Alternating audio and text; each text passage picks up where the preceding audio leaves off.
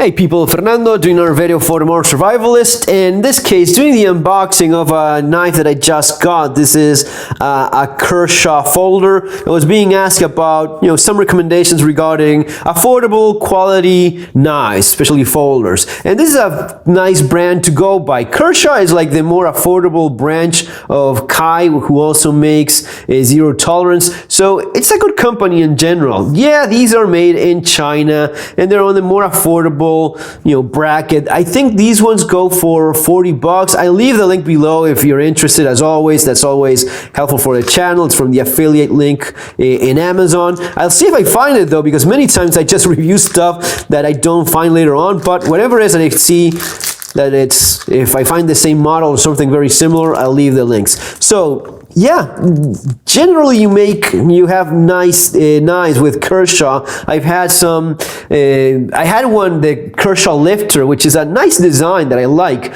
Broke the tip, contacted Kershaw, sent them a picture, and they sent me a new knife right away. No problems. That's the nice thing of buying, affordable stuff, maybe even made in China, but by a company that backs their product. So the knife and a little manual, which is just maybe a generic manual with a bunch of different stuff, including the flipper system, how to open it, different other knives with nail nick and that sort of thing, how the liner lock it works and such, and of course the all-important warranty, letting you know, and sure, some cleaning advice, how to clean your knife and such. And the warranty, which I've had to actually use a warranty, and Kershaw was great about it. So that's always a nice thing to see. The knife itself, I don't even know what model is this. It doesn't say anything out there in the box. I just like the design when I saw the picture of it. It just made sense. It's a small folder. It's very compact. Even my hand just disappears in there, but it is obviously a nice thought out design, and it makes sense. This is made by a knife designer, George Design. I don't know, maybe a guy called George or last name George. Either way, George here makes a solid proposition for a tiny folder. This is great. This just makes a whole lot of sense. So the handle, even though it's not huge, I do have a good index there with my finger. I'm having good support. Not a full hand. My pinky there is flying there a little bit, but I still have a good grip on the knife. Okay, in spite of being a tiny folder, I still have a good grip. That's all because of the sound design. He's making sure I don't have any sharp edges around here, so that's one of the first things. I also have a pocket clip that it's a deep carry pocket clip. That's also very nice, especially these days, guys, with everything going on. You want to be careful, and you want to keep your pocket knife as low vis as possible. So this is going to be riding very, very low. I still have a hole there for a lanyard if I feel the need for that. So yeah, a solid clip that's also well thought out. It's a removable clip, can go on either side, left or right-handed. It's gonna be tip up, which is usually still the way in which most people carry it anyway. I like it better even when you have the four positions, tip up and tip down. But yeah, I use it mostly tip up like most people do. So it's okay. You have a bit of seems like a striking tip there. It would have been maybe a little bit better if this would have been exposed a little bit more, so as to, if I have to hit something with it, not risk hitting the plastic handle and just having just a tad of a millimeter of exposed metal there, just so as to improve that a little bit. Then you have the way in which this is deployed, which is a speed safe system, which is using that flipper. Now careful, it is not automatic, which is in many countries and in many cities across the world and the United States as well. illegal. So many places where an automatic knife is illegal, but this is not automatic. This is assisted. What's the difference? Well, the difference is huge. One is legal and the other one is not.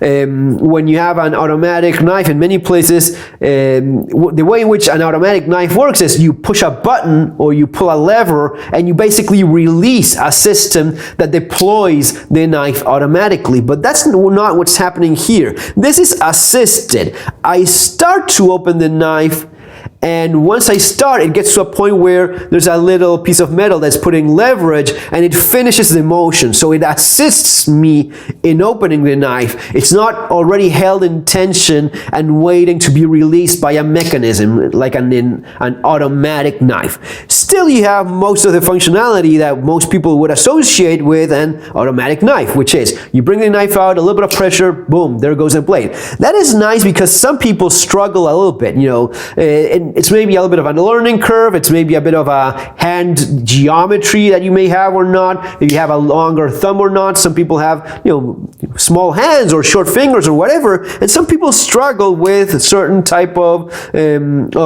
folders and the way they open. It happens even to me. I have some that I just don't open nearly as well or as fast as the ones that I'm more used to. But this eliminates that especially for the newbie, especially for the guy that's looking to get into EDC. This would be a great opportunity. It is affordable, it is well designed, it's a quality brand.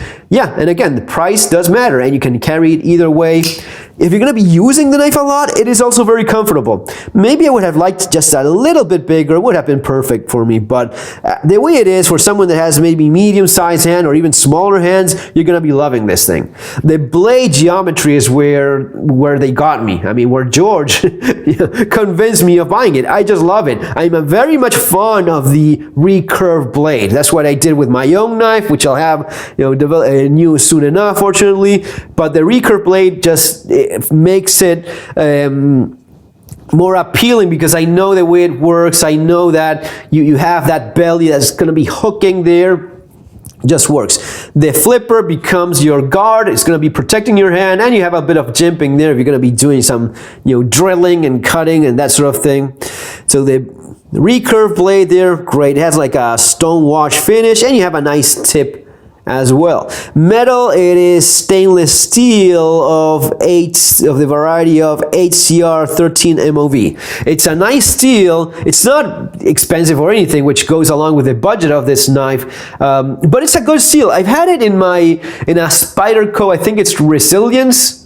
The Resilience, I think it's like the larger version of the Tenacious, which also uses this same steel. It's like a Chinese version of Aus 8. So it's a decent enough stainless steel. You know, hold an edge nicely. It's tough enough. I mean, it's a good steel in general. You don't have lots of complaints regarding HCR 13 MOV. In general, people like it. I personally like it quite a bit. I think if I find that steel in a knife, especially if it's according to the budget, of course, don't charge me $200 for a knife that has the cheapest steel you can get. But this is not the cheapest steel, though. You know, when you're talking about crappy knives that have horrible steels, they don't even mention what steel it is because it's usually the cheapest 420 type of steel that they find. And even 420, it's what Buck uses. You know, it's not that big a deal. It's more about the brand and how much of a good job they do with the heat treatment.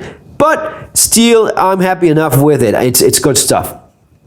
And that's it, guys. There's really not that much more to say about it. It's a decently budget-friendly priced knife. Well, I like it. I don't know what. Let me know what you guys think there in the comments section. But I think it's a great handy little knife. I'm pretty sure this is going to be very tough as well. The locking mechanism is a liner lock, and it engages just enough. It actually engages very well. Look, with a liner lock, what you want to have is at least half the surface of the liner should engage the blade, and that's exactly what it's doing there. And that's because of the more you use the knife, it starts wearing, it starts adjusting, and you're fitting there in its place, and that's gonna be having that liner lock like in my very well used Leatherman. It starts moving and moving more underneath the blade, so it ends up going kind of like halfway through, and that's as far as you want to have it. I mean, in this case, it's not going to be a big deal because because it's going to be stopping there, it has nowhere else to go. But you don't want that thing just going all the way in there.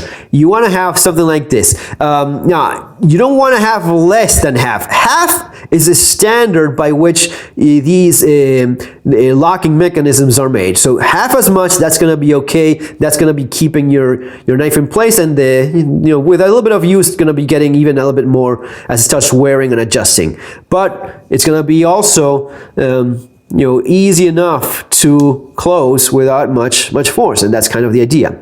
So yes, there it is, guys. I hope you like this little knife. It's a great idea. Again, leaving the link there below in case you're interested. Have an awesome day, folks. See you in the next video. Take care.